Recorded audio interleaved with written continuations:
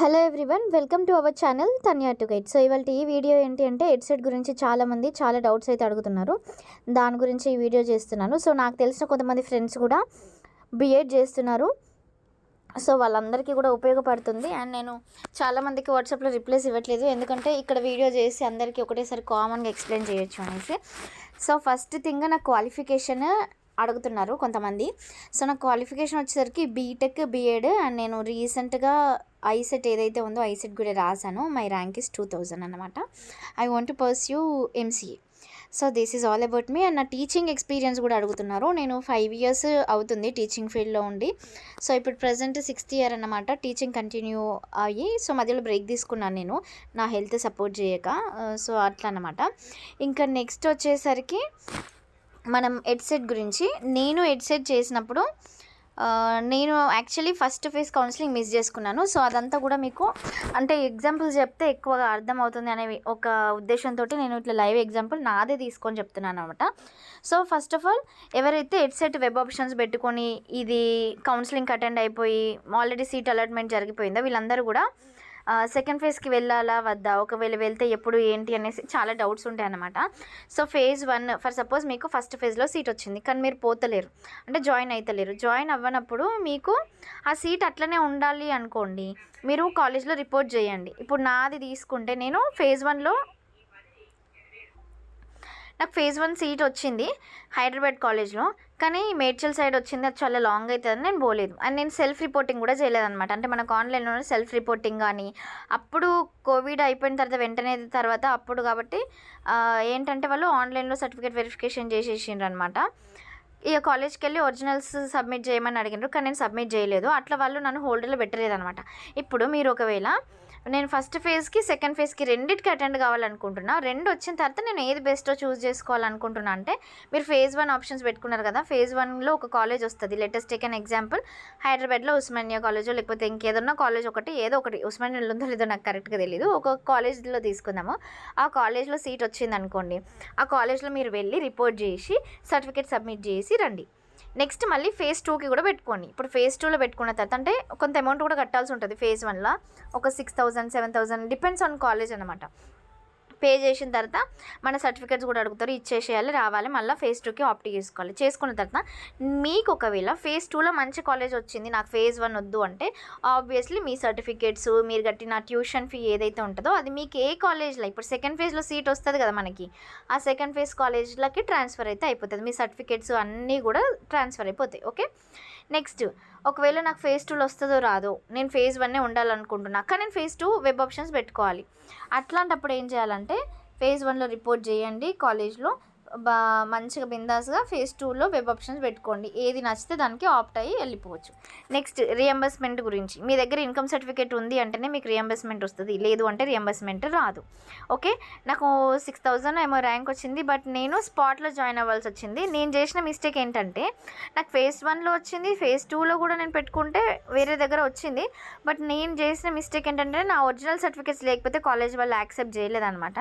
అప్పుడు ఫేజ్ 1లో నేనే నెగ్లెక్ట్ చేసిన. ఫేజ్ 2లో ఏం కాదులే ఇద్దాము అనుకుంటే నాకు టైంకి సర్టిఫికేట్ సబ్మిట్ కాలేదు. ఇక లాస్ట్కి మాకు కరీంనగర్లో దగ్గరున్న ఒక కాలేజ్లో జాయిన్ అవ్వాల్సి వచ్చింది. ఎందుకంటే ఆ టైంలో నా సర్టిఫికేట్స్ వచ్చేసరికి స్పాట్ అడ్మిషన్స్ నడుస్తున్నాయి. సో నేను స్పాట్ అడ్మిషన్ కింద జాయిన్ అవ్వాల్సి వచ్చింది.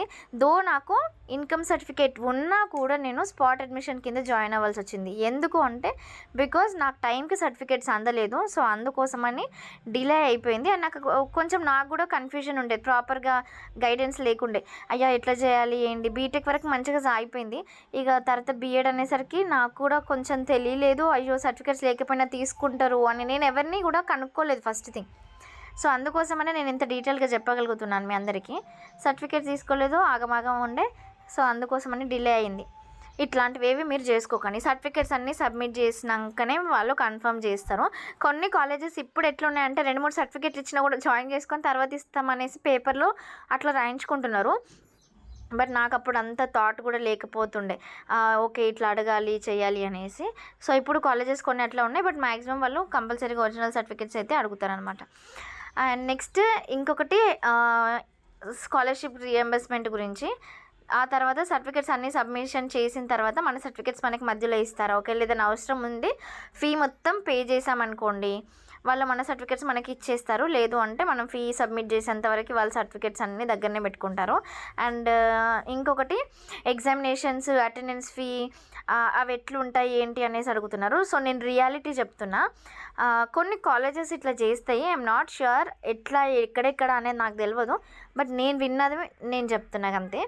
సో కొన్ని కాలేజెస్లలో ఎట్లా అంటే మనం ఇర్రెగ్యులర్ అనుకోండి, అటెండెన్స్కి సపరేట్ ఫీజు ఉంటుంది బీఎడ్లలో కొన్ని కాలేజెస్లలో. సో అటెండెన్స్ ఫీజ్ అంటారు, ల్యాబ్ ఫీజ్ అంటారు, మాడ్యూల్ ప్రజెంట్ ఇప్పుడు మనం టీఎల్ఎమ్స్ ఉంటాయి, టీచింగ్ లెర్నింగ్ మెథడ్స్ సబ్మిట్ చేయకపోతే కూడా కొంతమంది డబ్బులు తీసుకుంటారు అనమాట. బట్ బెస్ట్ ప్రాక్టీస్ ఏంటంటే టీఎల్ఎమ్స్ ప్రిపేర్ చేయండి. ఎందుకంటే మనం రియల్ టీచింగ్కి వెళ్ళి ఆ రియల్ వరల్డ్కి వెళ్ళినప్పుడు ఆ టీచింగ్ ఎక్స్పీరియన్స్లో మనకి టీఎల్ఎమ్స్ చాలా బాగా హెల్ప్ అవుతాయి. అట్లాంటి వాటికి మనీ అసలు పే చేయకండి. కొన్ని అటెండెన్స్కి అట్లా అంటే మీరు ఏదైనా పార్ట్ టైంలో జాబ్ చేసుకుంటున్నాను, నేను రెగ్యులర్గా కాలేజ్కి వెళ్ళలేను, కానీ నాకు బీఎడ్ చేయాలని ఉంది, నేను ఆల్రెడీ టీచింగ్ ప్రొఫెషన్లో ఉన్నా, నాకు క్వాలిఫికేషన్ ఇంప్రూవ్ చేసుకోవాలనుకుంటున్నా, అట్లా అన్నప్పుడు ఇరెగ్యులర్గా ఉన్న వాళ్ళకైతే అటెండెన్స్ ఫీ ఉంటుంది. కొంతమంది ఏంటంటే మనకి కౌన్సిలింగ్ త్రూ జాయిన్ అయినా కూడా నేను రాను కాలేజ్కి రెగ్యులర్గా, నేను ఇంకేదైనా చదువుకోవాలనుకుంటున్నా గ్రూప్స్కో దేనికో ఒకదానికి, కానీ నాకు అటెండెన్స్ కావాలంటే ఆబ్వియస్లీ కాలేజ్ వాళ్ళు ఏం చేస్తారు, ఇక పైసలు అడుగుతారు. మీరు ఇంత కట్టాలి అటెండెన్స్కి, ఇట్లా కనీసం వారంలో 4 రోజులు వస్తే ఇట్లా ఉంటుంది అటెండెన్స్, 2 రోజులు వస్తే ఇట్లా ఉంటుంది అటెండెన్స్ అనేసి కొంతమంది అయితే డెఫినెట్లీ కొన్ని కాలేజెస్ డెఫినెట్లీ డిమాండ్ చేస్తాయి అనమాట. నెక్స్ట్ థింగ్, బీఎడ్ చేస్తే మంచి కెరీర్ ఉంటుందా లేదా అనేసి కూడా కొంతమందికి డౌట్ ఉంటుంది.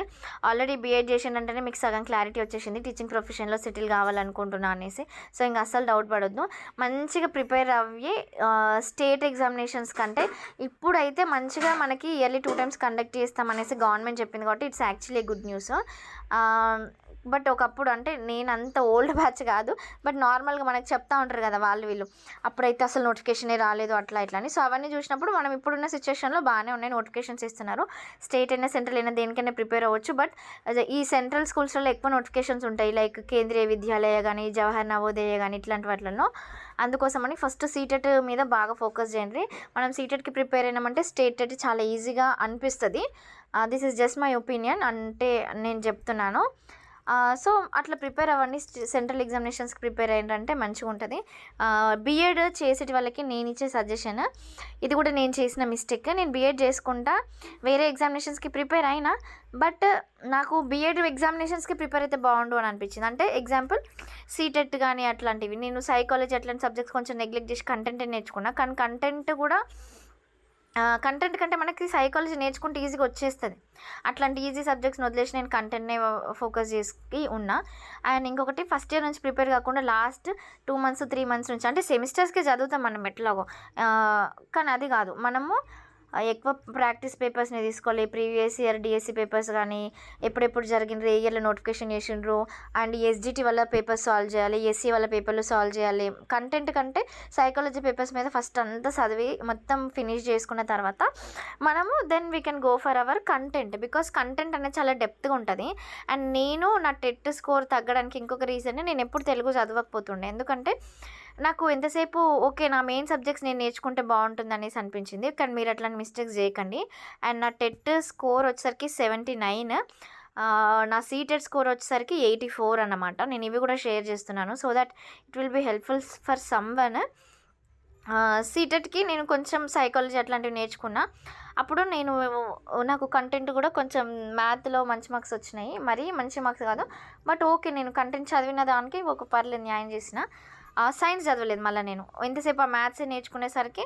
అట్లనే డిఎస్సిలో కూడా నేను ఫస్ట్ ఫ్రంట్ ప్రాబ్లమ్స్ అన్నీ చేసేసరికి నాకు లాస్ట్ ఈజీ ప్రాబ్లమ్స్ చేయలేకపోయినా, టైం లేకుండే. సో అట్లా కూడా దెబ్బతీసింది అనమాట.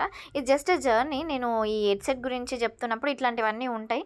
మీరు ఇవన్నీ చేసి అయ్యో ఎందుకు జాయిన్ అయినా, ఇది చేసే బదులు పీజీ చేసిన అయిపో, అది చేసిన అయిపో, ఇది చేసిన అయిపో అని అసలు రిగ్రెట్గా ఫీల్ అవ్వద్దు.